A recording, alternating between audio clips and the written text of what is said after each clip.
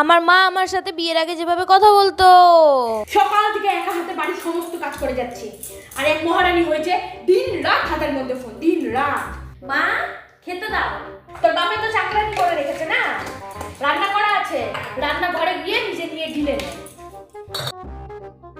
কি রে, সারাদিন ফোনের মধ্যে কি করিস? ও তুমি বুঝবে না, যাও তো এখন এখান থেকে, আমাকে একটু ফোনটা ঘাটতে দাও।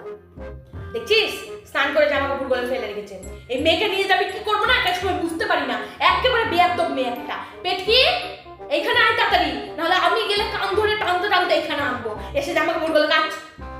উফ যাচ্ছি। কি রে, তুই বলে প্রেম করছিস? কে বললো? পাশের পাড়ার কুটুম্বতী কাকিমা বলে গেল।